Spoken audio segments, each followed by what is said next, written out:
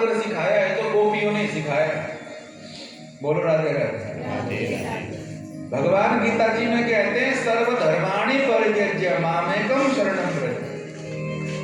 सब धर्मों का त्याग करके मेरे शरण में आ जा। सब धर्म क्या? हिंदू, मुसलमान, सिख, ईसाई। अरे जब ये कहा गया तब तो कोई दूसरा था ही नहीं। ये तो अभी कुछ साल पहले के प्रपंच है। तो फिर सब धर्मों की बात क्यों कही?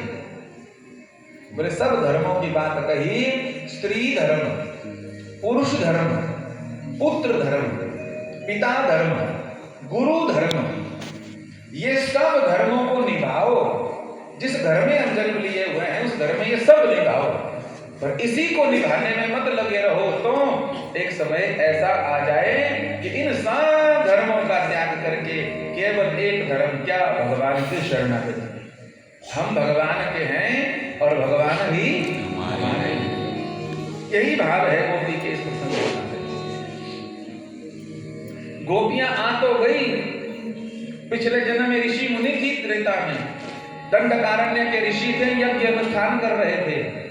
राम जी का दर्शन पाया तो ऐसा मनोभाव हुआ कि ये हमको अगर पति रूप में प्राप्त हो जाते तो जीवन हमारा धन्य हो जाता।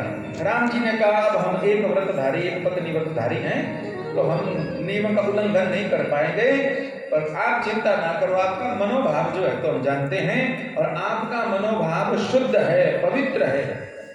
हम आपको आशीर्वाद देते हैं, कृष्णावतार में आप सब ब्रज के गोप गोपी बनोगे और हम जो है तो आपका आवाहन करें। आज वही सब ब्रज गोपिकाएं बनी हुई है। यमुना तट पर जाती, ठाकुर जी से प्रार्थना करती, पर ठाकुर जी मिलते नहीं उनको पति रूप में। जो पिछले जन्म की भाव थी वो अभी तक चला हुआ है। तो इनके नगर में दुर्वासा जी आए और दुर्वासा जी से उन्होंने उपाय पूछा कि हमको नंद का छोरा पति रूप में चाहिए, तो क्या उपाय करें हम? तो नंद राय जैसे ही आज कहा कि नंद का छोरा हमको पति रूप में चाहिए, उपाय बताओ। तो दुर्वासा ऋषि जी ने इनको उपाय बताया था और मंत्र दिया था। किसका मंत्र दिया? बोले कृष्ण को अगर प्राप्त करना है तो भगवती कात्यायनी का अर्चन करो। बोलिए कात्यायनी मैया की। मंत्र भी दिया, कात्यायनी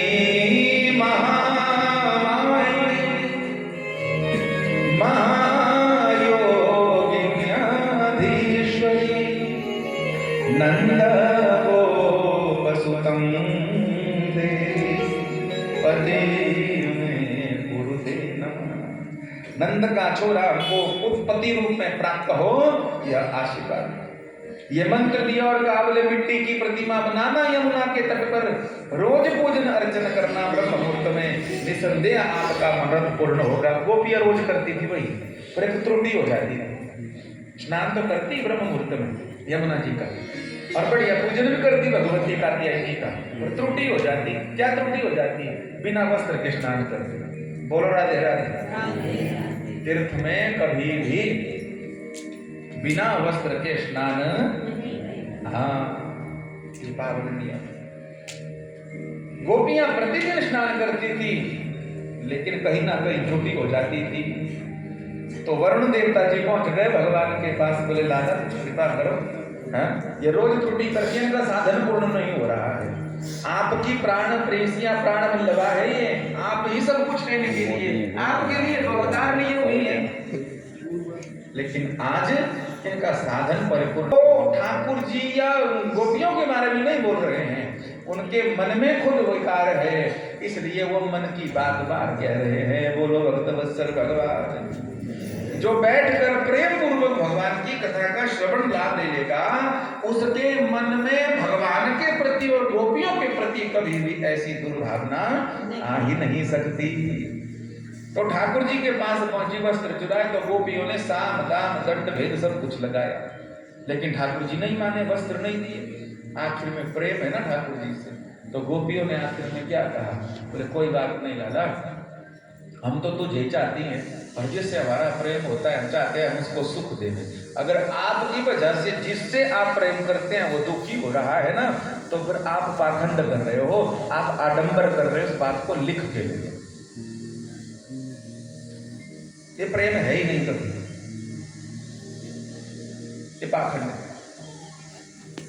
आपकी वजह से आपके प्रेमी को सुख ना मिले